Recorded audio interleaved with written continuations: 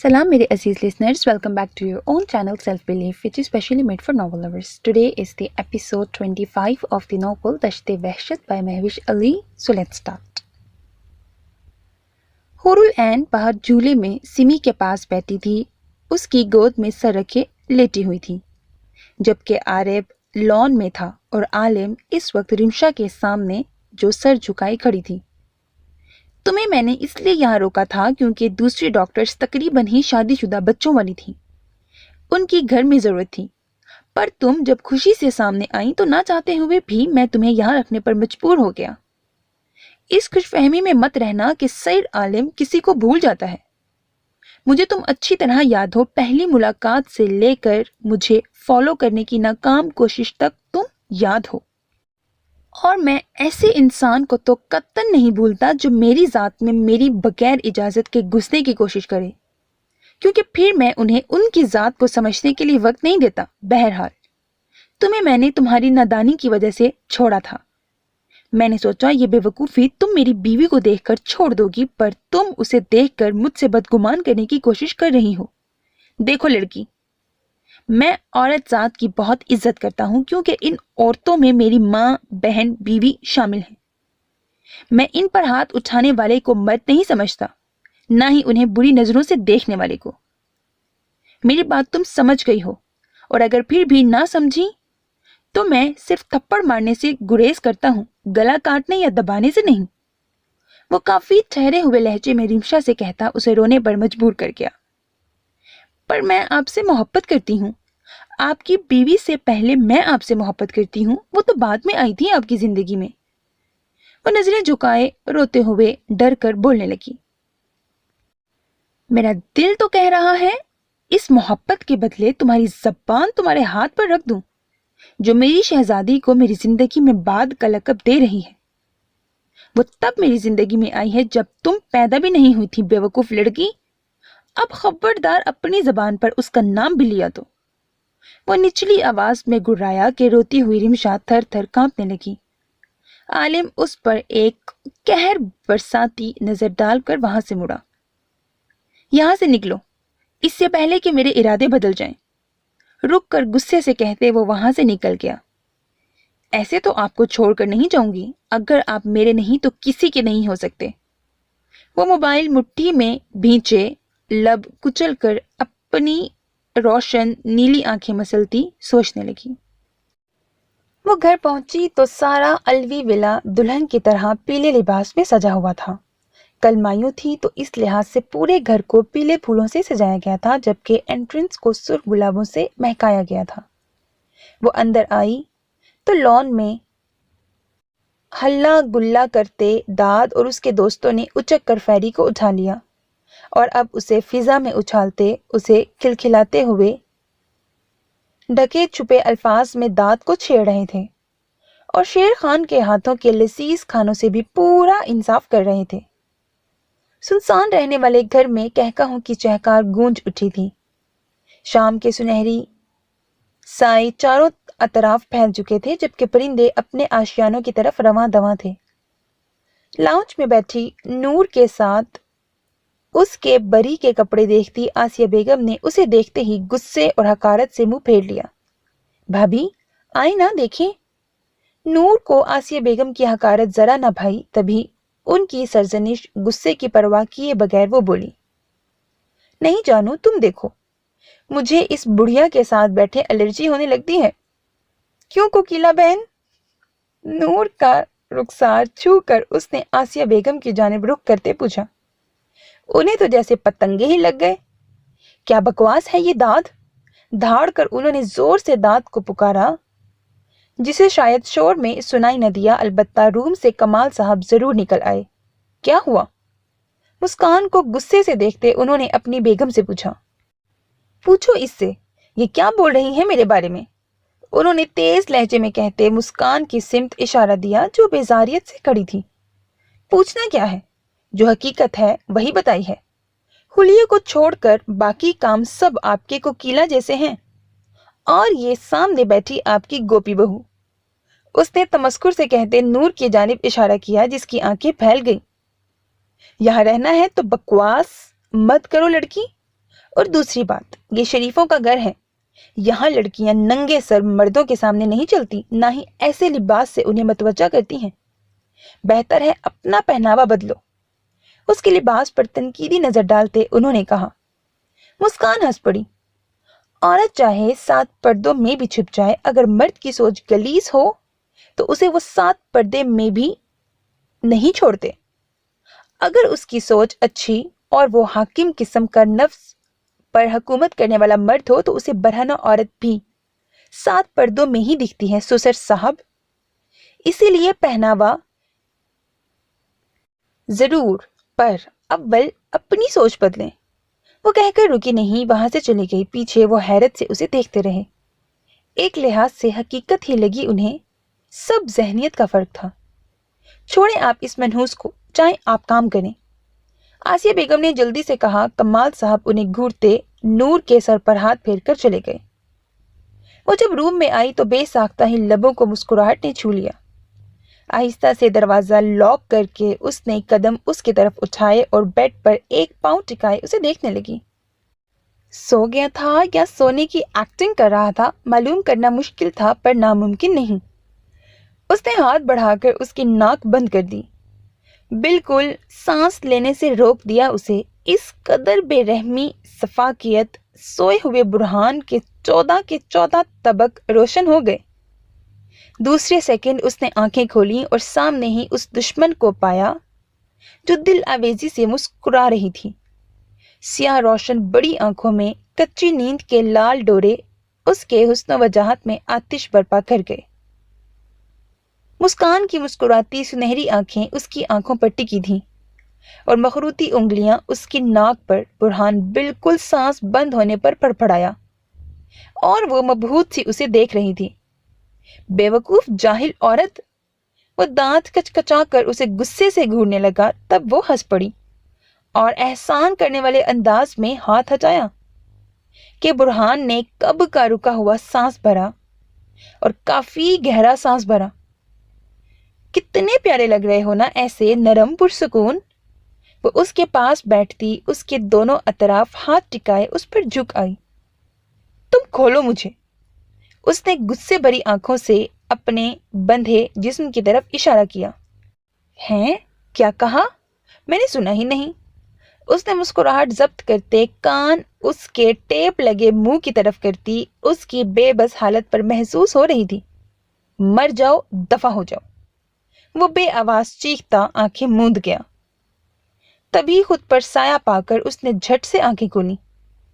وہ مسکراتی آنکھوں سے اس کے سر کے دونوں طرف ہاتھ ٹکاتی اس کی پیشانی پر بکھرے بالوں پر پھونک ماری اور جھک کر وہاں اپنے لب رکھے۔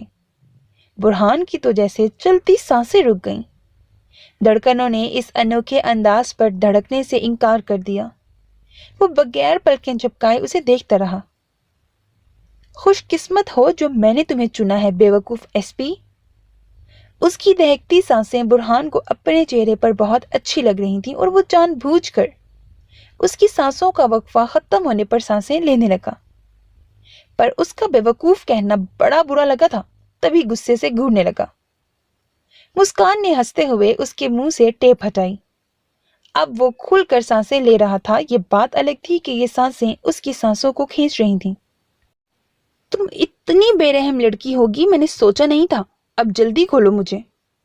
کوئی کسی کی اس طرح سانسیں بند کرتا ہے؟ میں کرتی ہوں، کہہ کر وہ کھلکھلائی۔ کیا تھا اس کی کھلکھلاہٹ میں؟ غرور، سفاکیت، انوکھا ضرور۔ کھولو مجھے یار، صبح سے بندھا ہوا ہوں، کچھ بازو کا ہی رحم کر لو۔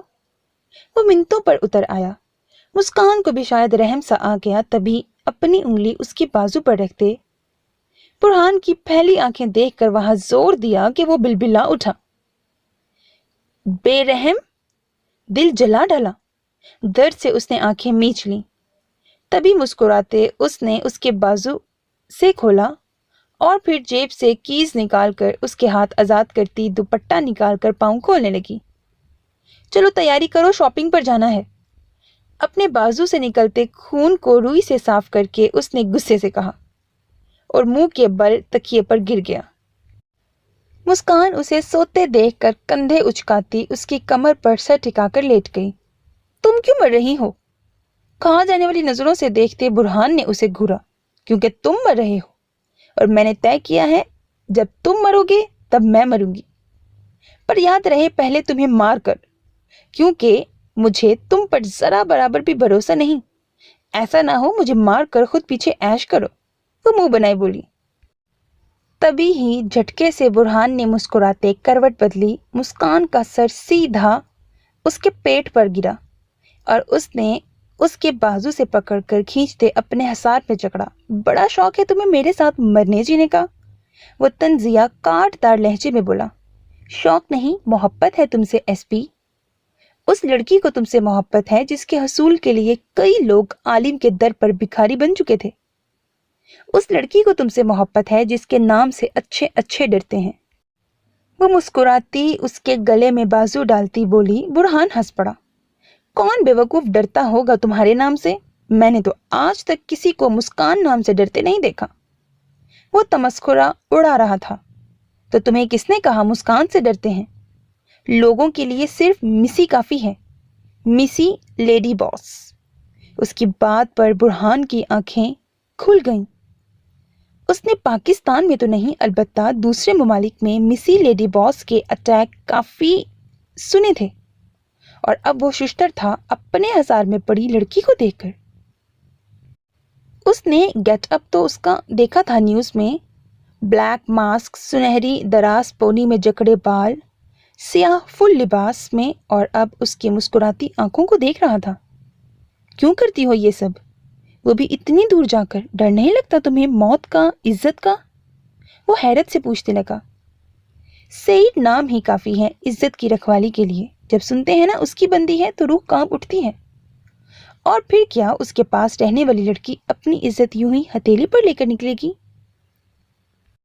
انسان کے وجود کی یہ جو 206 ہڈیاں ہیں نا، ان سب کو توڑنے کا فن رکھتی ہوں۔ گردن کہاں سے کاٹنی ہے، آسان طریقہ کون سا ہے، جلدی مارنا ہے تو کیا کرنا پڑے گا، سب حفظ ہے مجھے، اور میں ایک سیکنڈ میں سامنے والے کی غلیظ آنکھوں کو اور زبان کو نکال سکتی ہوں ان انگلیوں سے۔ وہ برہان کی آنکھوں اور لبوں کو چھو کر بولی۔ میری خواہش کبھی ایسی جیون ساتھی کی نہیں رہی، میں سادھا اور سیدھی لڑکی چاہتا تھا۔ سب سننے کے بعد برہان نے جھٹکے سے اسے پیچھے پھینکا۔ وہ تو آج تک اسے مسکان ہی جانتا تھا۔ مسی کے تو کئی واقعے سن کر وہ خود جھرجھری لے اٹھتا تھا۔ کتنی بے رحم موت دیتی تھی وہ، کئی لڑکیوں کے ٹکڑے اس نے دیکھے تھے۔ وجود کے اور میڈیا پر مسی لیڈی باس کا ذکر ہو رہا تھا تب وہ اسے کوئی سیریل کلر سمجھتا تھا، کیونکہ ایسے بڑے شہروں میں اکثر وہ پائے جاتے تھے۔ پر اسے کیا معلوم تھا اس کی بیوی ہی۔ میں تمہاری خواہش کی پابند نہیں ایس پی۔ اس کے پیچھے دھکیلنے پر مسکان غصے سے بولی۔ رہنا بھی مت، کیونکہ بڑا اذیت ناک ہے وہ احساس جب ہم کسی دوسرے کے پابند ہو جاتے ہیں۔ یہاں تم مجھ سے محبت نہیں، خود غرضی نبھا رہی ہو۔ اپنا ڈریس نکالتے وہ چبا چبا کر کہہ رہا تھا۔ ہاں تو میں ہوں خود غرض، اور بتا رہی ہوں اگر میری خود غرضی میں ٹانگ اڑائی تو جینا حرام کر دوں گی تمہارے خاندان کا۔ وہ پھیل کر بیڈ پر لیٹے بولی۔ برہان گہرا سا سانس بھر کر رہ گیا۔ اچھا سنو، یہ ازل کون ہے؟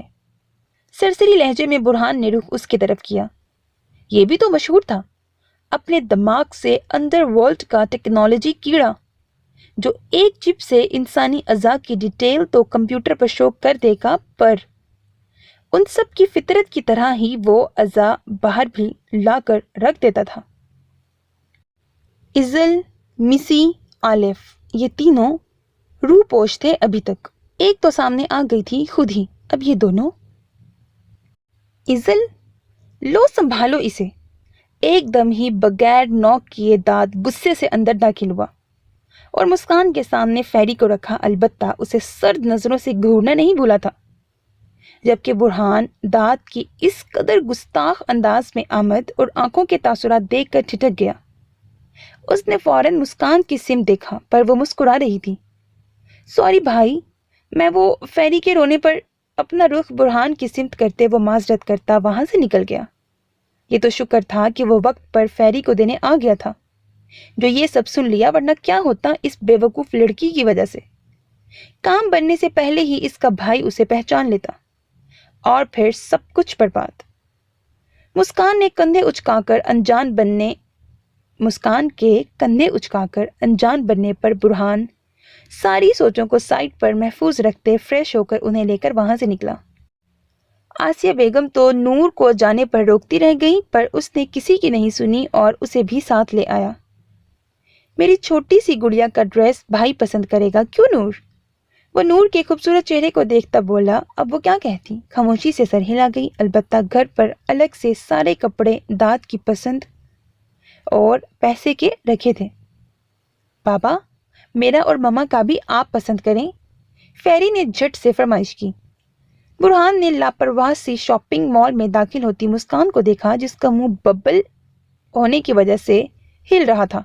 ضرور، اس نے سر ہلایا۔ پیلے اور میرون امتزاج کی خوبصورت نگینوں سے سجا، جس پر گولڈ کے ستاروں کا نفیس سا کام تھا، اس نے خاص وہ لہنگا نور العین کے لیے لیا تھا، ساتھ ڈائمنڈ کی جولری اور خوبصورت سی ہیل لے کر دی۔ وہ دیکھ کر بہت خوش ہوئی تھی اور برہان کی لاجواب چوائس کو سراہا بھی تھا۔ مسکان نے بھی مسکرا کر سر ہلایا کہ اسے پسند آئی۔ جب برہان نے کہا کہ تمہیں ایسا لے کر دوں تو وہ نخوت سے سر جھٹک گئی کہ اس سے ایسے بھاری کپڑے نہیں پہنے جاتے۔ فیری کی شاپنگ دونوں نے مل کر کی تھی، اپنی اپنی پسند سے۔ اس کے پاس ہر فنکشن کے حساب سے 2 سوٹ تھے اور طے پایا کہ ٹائم کے حساب سے وہ پہنے گی۔ نور ان کی نوک جھوک پر مسلسل مسکرا رہی تھی تو کبھی حیرت سے دونوں کو دیکھتی۔ تو پھر تم کون سے کپڑے پہنو گی؟ وہ اس کے سامنے آتا کڑی نظروں سے اسے گھورنے لگا۔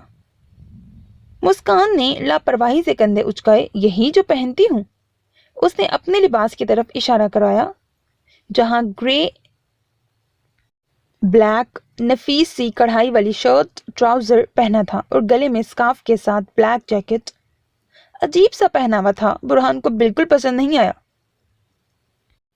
بالکل منہ مت کھولنا، زبان کاٹ دوں گا، اور جو میں پسند کروں گا اگر تم نے وہ نہیں پہنا تو میں شیریں کو گفٹ کر دوں گا، اس نے دھمکایا۔ مسکان نے دانت پیس کر اسے دیکھا۔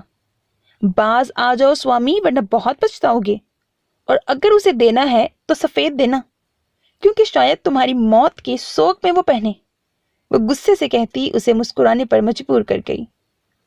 وہ آگے بڑھنا چاہتی تھی کہ برہان نے جھٹکے سے اس کی کلائی پکڑی اور اپنے برابر کیا، اور پھر وہ چپ تھی۔ شاید اس کی دھمکی کام آ گئی تھی کہ وہ اپنے لیے شرٹس دیکھ رہی تھی جبکہ برہان اس کے لیے ڈریسز پسند کر رہا تھا۔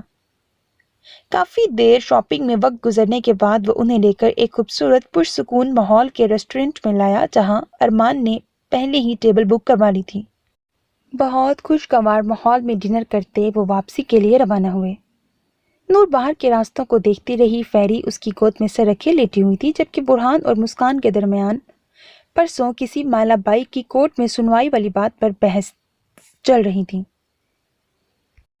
وہ گھر پہنچے تو برقی کمکموں سے سجے گھر کو دیکھ کر مبہوت رہ گئے، اور برہان بے ساختہ داد کی تیاریوں پر ہنسا۔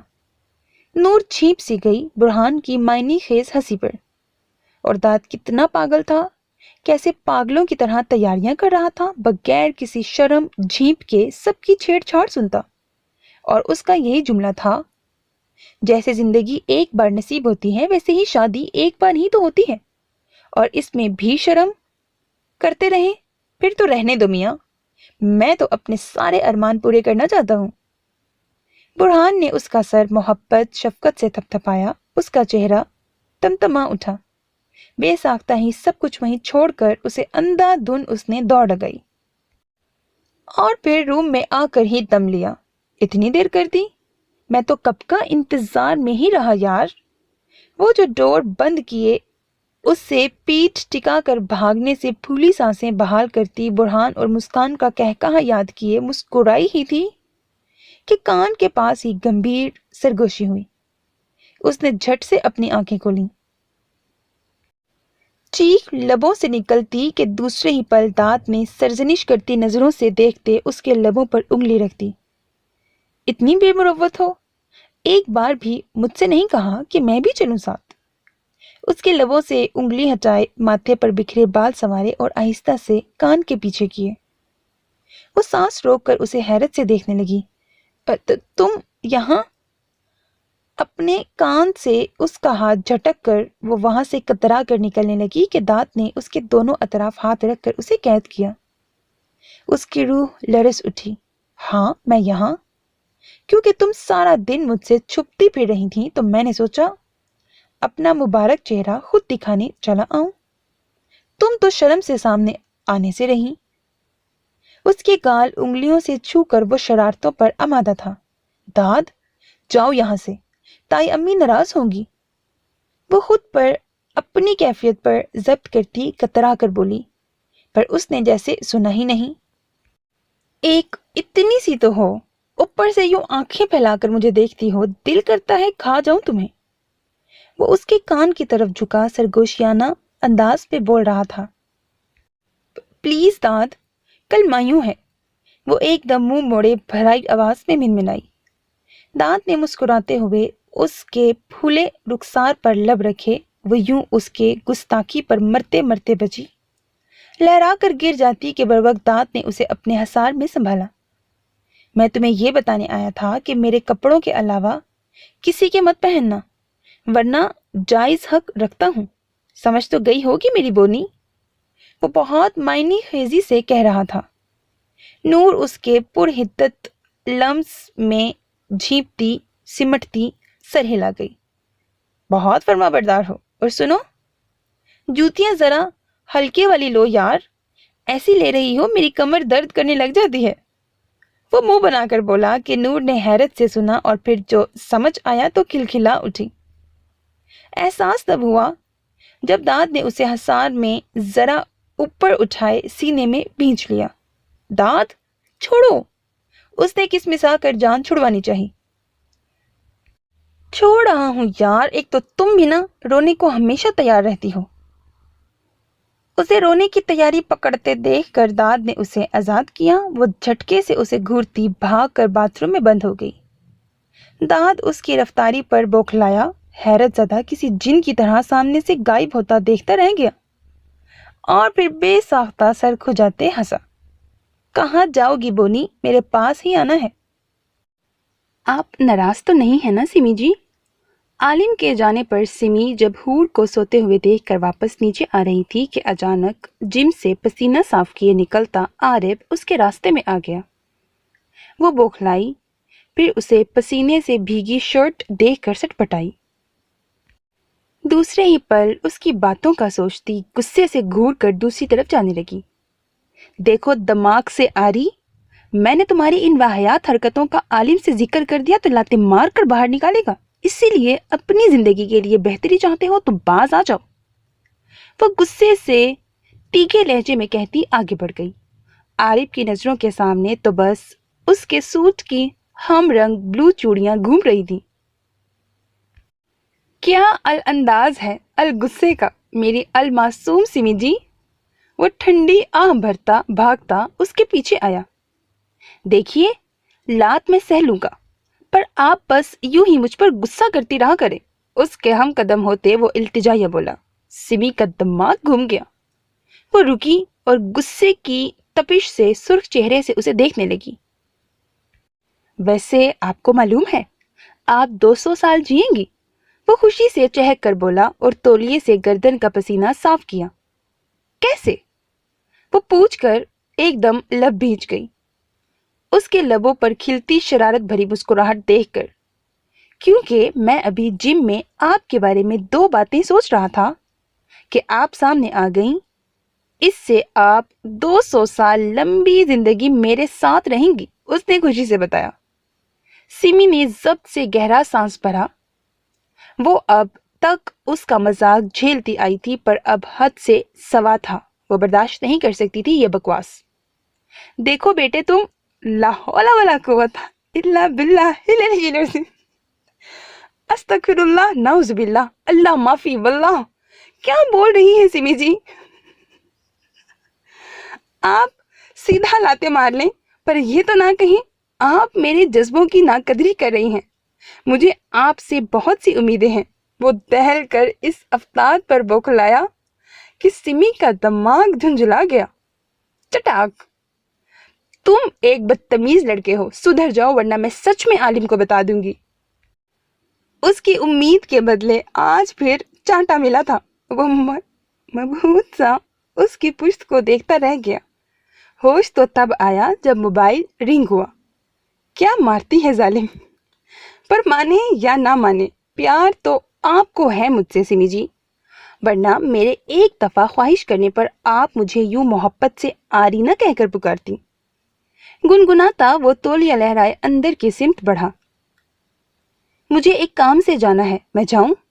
رمشا ہور کے سونے پر عارب سے پوچھنے لگی. کہاں جانا ہے؟ عارب نے گھورا. وہ گڑبڑا گئی. کچھ شاپنگ کرنی ہے پرسنل. اس نے ہچکچاہٹ کے ساتھ جھجکتے ہوئے کہا. وہ لب بھیج گیا. اوکے، لسٹ بنا دو، مل جائیں گی. وہ اس کی ویران نیلی آنکھوں میں دیکھتا بولا. رمشا نے نظریں چرا لی. مجھے خود اپنی چیزیں لینی ہیں، آپ اجازت دیں مجھے. اب کی بار وہ جھنجھلا کر غصے سے بولی. اگر میں اجازت نہ دوں تو؟ اس کا ہٹ دھرمی بھرا لہجہ عارب کو غصہ دلا گیا. تبھی تیز تمسخر بھری نظروں سے گھورتے ابرو اچکائی. رمشا نے ہراساں ہو کر اس نرم مزاج والے ہنستے مسکراتے شخص کے یکسر بدلے تاثرات دیکھے. اپنے قدم پیچھے کیے. عارب بھی شاید اس کی نیلی پھیلی آنکھوں کی نمی دیکھ چکا تھا، تبھی خود کو ملامت کی. اچھا رکو، جاؤ، پر میرا ایک آدمی تمہارے ساتھ ہوگا. تم اپنی گاڑی میں نہیں، ہماری گاڑی میں جاؤ گی. اس کے قدرے نرم لہجے پر وہ خود کو سنبھالتی سر ہلا گئی، ورنہ عالم کے ایک بار پھر انکار نے اسے توڑ دیا تھا. اس نے سوچا تھا اگر عالم جیسا شخص اس کی زندگی میں آئے گا تو ہر غم ختم ہو جائے گا، پر شاید ابھی بہت اذیتیں لکھی تھی. بچپن میں ایکسیڈنٹ میں ماں باپ کا چھوڑ جانا، پھر ماما مامی کی اگنورنس، اپنے بچوں پر توجہ اور اس کا اکیلے اکیلے چھپ کر گھٹ کر جینا. پھر ایسے ہی ڈاکٹر کی تعلیم لیتی وہ اپنی ویران زندگی میں گم تھی کہ زندگی میں جیسے بہار سی آ گئی جب نظریں بے ساختہ اس مغرور بے نیاز بوڑھی آنکھوں والے دراز قامت باڈی بلڈر سعید عالم کو دیکھا تھا. کانوں میں لگے بلوٹوتھ پر مدھم آواز میں باتیں کرتا، آس پاس کے ماحول سے بے پرواہ بے نیاز، اپنے سحر انگیز شخصیت سے انجان جاگنگ کرتا اس کے دل کے تاروں کو چھیڑ گیا. زندگی جیسے گنگنا اٹھی. اس کے گرد تتلیاں گھوم گئیں، پر جلد ہی ان پر اوس پڑ گئی جب اس انسان نے اسے آنکھیں نکالنے کا کہا تھا. وہ اس سے بھی گریز نہ کرتی، پر پھر اس کا غائب ہو جانا، جاگنگ پر کافی عرصہ نہ آنا، اور ایک دن اسے شاپنگ مال میں خوبصورت غیر معمولی حسن کی مالک دھان پان سی لڑکی کے ساتھ اس کے نخرے اٹھاتے اس نے دیکھا تھا. تبھی زندگی میں پہلی بار دل چاہا تھا سوسائڈ کر لے. ویسے بھی پیچھے تھا کون؟ اس کا رونے والا کوئی بھی تو نہیں تھا. ماما مامی اور ان کی نخریلی بیٹیاں تھیں جو خوش ہوتی اگر وہ سوسائڈ کر لے، کیونکہ پھر تو اس کی جائیداد ان کے نام ہو جاتی. بیک وقت اسے اپنی قسمت پر، بد نصیبی پر بہت رونا آیا. وہ عارب کو ساکت چھوڑ کر منہ پر ہاتھ رکھتی وہاں سے بھاگ گئی، جبکہ وہ پیچھے ارے اوئے بہن ڈاکٹرنی کرتا رہ گیا. میں کچھ نہیں کر سکتی، بہت مشکل ہے وہاں سے کچھ بھی ثبوت حاصل کرنا. رمشا نے پریشانی سے پاس کھڑے سیاہ کیپ میں موجود برہان کو کہا. اس نے تیز نظروں سے گھورا. تو پھر کیوں آئی تھی میرے پاس کہ میری مدد کرو گی بیسٹ کے خلاف ثبوت حاصل کرنے میں؟ میں نے تمہیں اس کے ہاسپٹل میں جاب دلائی جہاں سے وہ اپنی بیوی بہن کے لیے ڈاکٹرز بلاتا ہے، اور تم اس کے گھر میں بسیرا پا کر اب مکر رہی ہو مس رمشا. وہ نیچی آواز میں گرایا، ورنہ بس نہیں چل رہا تھا اتنے قریب آ کر اس لڑکی کے دھوکے بازی پر اسے شوٹ کر دے. دیکھو میں نے پوری کوشش کی پر کچھ نہیں کر پائی. بس اتنا معلوم پڑ گیا ہے کہ بیسٹ کوئی اور نہیں سعید عالم ہی ہے، اور کوئی کنگ کا آدمی تھا پہلے، پر اب اسے وہ مارنا چاہتا ہے. کوئی قہر زمان بھی ہے، شاید رئیس زمان کے نام سے جانا جاتا ہے. اس نے ڈرتے ڈرتے اتنے دنوں سے حاصل کی گئی سعید کے خلاف معلومات برہان تک پہنچائی. وہ چونک گیا. رئیس زمان؟ اس کے دماغ میں دھماکہ ہوا. اور رئیس زمان کی میٹنگ یاد آئی جب وہ حور العین کو بلائنڈ بیوٹی کہہ کر بلا رہا تھا، اور پھر اس پر اٹیک۔ کنگ؟ کیا بلیک کنگ؟ اس نے دہشت گرد کا نام لیا۔ ہاں وہی بلیک کنگ نام ہے پورا۔ رمشا اپنی مطلوبہ چیزیں لیتی سر ہلا گئی۔ سعید کا اس دہشت گرد سے کیا تعلق؟ اور اگر اس سے تعلق ہے تو حور العین کا ان سے کیا تعلق؟ وہ الجھ گیا، وہ مکمل طور پر الجھ گیا۔ کچھ بھی کہے بغیر وہاں سے نکلتا چلا گیا۔ رمشا اس کے یوں چلے جانے پر ششتر کھڑی رہ گئی۔ کہیں یہ سب جان کر اور ایس پی کی مدد کر کے میں نے اپنی موت کو خود تو دعوت نہیں دے دی۔ خوف سے سفید پڑتی وہ سوچنے لگی۔ اس کے ہاتھ پاؤں سعید کا سوچتے ہی لرزش کرنے لگے۔ اس نے رات کے دوسرے پہر اتفاق سے سعید کی گراہٹ سنی تھی، آفس سے کچھ فاصلے پر کھڑی ہو کر، جبکہ وہ دوسری طرف کسی کو موت سے وارن کر رہا تھا۔ تب اس نے نام لیا تھا بیسٹ کا، یعنی اپنا حوالہ دیا تھا، پھر کنگ کی موت کا بھی کہا تھا۔ چلے میڈم، بہت دیر ہو گئی ہے۔ ابھی وہ اپنا کچھ سوچ بھی نہیں پائی تھی کہ ایک دم عارف کا بھیجا ہوا آدمی اس کے شاپنگ بیگز اٹھائے، خود پیمنٹ کرتا اسے آگے چلنے کا اشارہ دیا۔ وہ ڈر گئی، جانتی تھی اس کے پاس گن موجود ہے، اگر اس نے کوئی بھی ہوشیاری دکھائی یا مشکوک ہوئی تو ضرور اس کا کام تمام کر دے گا۔ تبھی خاموشی سے آگے چل کر گاڑی میں بیٹھ گئی اور اس آدمی نے بیگز اس کے پاس سیٹ پر رکھتے ڈرائیونگ سیٹ پر بیٹھا گاڑی لاک کرتے اسٹارٹ کی۔ وہ کڑوا گھونٹ بھر کر رہ گئی۔ مجھے مسکان نے بتایا عارف، دانت نے گہرا سانس بھرتے کہا۔ صحیح بتایا ہے۔ اس کی چلتی انگلیاں لیپ ٹاپ پر لمحے بھر کو ساکت ہوئی تھیں، پھر سے اسی رفتار سے چلنے لگی۔ شہد رگ آنکھیں پل کو سکڑی۔ وہ فوراً اپنی جگہ سے اٹھا۔ آفس کے مختلف دیوار گیر اسکرینز کی وجہ سے صبح جیسی روشنی پھیلی ہوئی تھی۔ ایک دیوار گیر اسکرین پر مختلف ڈیوائس شو ہو رہی تھی۔ اس نے اپنی بنائی گئی چپ مطلوبہ جگہ پر فکس کی۔ اس کے اندر مشین میں غائب ہوتے ہی واپس جگہ پر بیٹھتے تیزی سے انگلیاں چلانے لگا۔ تبھی اس دیوار گیر اسکرین پر چپ کا فالٹ شو ہوا کہ کیوں اس کی چپ رکاوٹ کر رہی تھی مقصد میں، مطلب پھر سے ری میک کرنا پڑے گا۔ وہ اس فالٹ سے اخذ کرتا بڑبڑایا۔ کیا؟ دانت نے چونک کر پوچھا۔ کچھ نہیں، تم بتاؤ، ڈسٹرب کرنے کی وجہ؟ وہ گہرا سانس بھرتا پورے آفس روم پر نظریں گھمانے لگا جہاں اس کی ضروریات کی ہر چیز موجود تھی۔ وہ ایک بڑا سا روم تھا جہاں ایک سائڈ پر سائڈ کی ٹیبل اور فائلز رکھی تھی تو کئی جگہ کے میپ رکھے ہوئے تھے، وہیں دوسری طرف عارف انڈر ورلڈ ازل سعید کا مین پرسن، جو اسے ایسی چپ ڈیوائس بنا کر دیتا تھا کہ اسے لوگوں کے پیچھے بھاگنے کی ضرورت نہیں پڑتی تھی، بلکہ وہ ایسا بندہ تھا جس کا دماغ ایک مشین کے حساب سے چلتا تھا۔ اس کی یہ خاصیت کسی اور نے نہیں، البتہ سعید عالم نے ضرور پہچان لی تھی۔ ہاں، یہ وہی عارف تھا جو کنگ کے محل میں باتھ روم اور رات گزارنے کے بعد ان کے بستر اور روم صاف کرتا تھا۔ اس کی صلاحیتیں، اس کی ذہنیت، اس کی شہد رگ آنکھیں بیان کرتی تھیں۔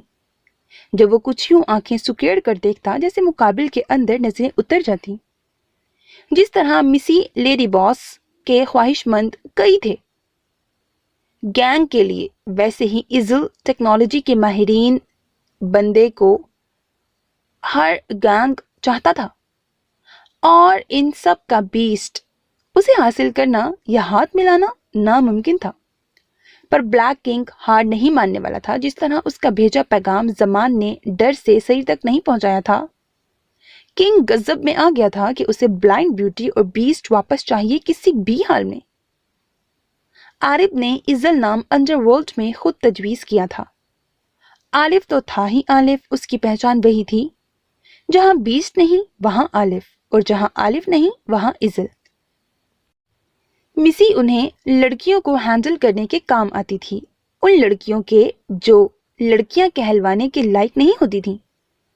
ان کے راستے میں صرف مرد ہی نہیں، برائی میں لڑکیاں بھی کئی جگہ پر اپنا بڑا اہم کردار ادا کر رہی تھیں اور کئی گینگز کا مین حصہ ہوتی تھیں، اسی لیے انہوں نے مسی لیڈی باس کو وجود میں لائے۔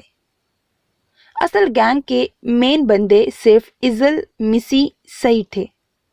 آلف کنگ کے خاتمے تک ان کا حصہ تھا اس کھیل میں، سعید عالم کا رائٹ ہینڈ۔ جب کنگ کا خاتمہ ہو جائے گا تب یہ ٹیم صرف سعید عالم، عارب اور مسکان تک رہ جائے گی اور بیک پر موجود ان کے گینگ۔ آلف کو پھر اپنے دوسرے مشن پر چلے جانا تھا اور ازل بیسٹ کے رائٹ ہینڈ کی جگہ واپس آ جاتا۔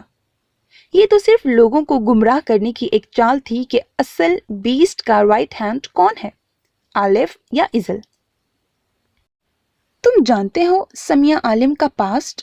دات نے کچھ جھجکتے ہوئے آگاہ کیا، کیونکہ وہاں وہ بھی آیا تھا جب سمیہ کو قید سے نکالا گیا تھا۔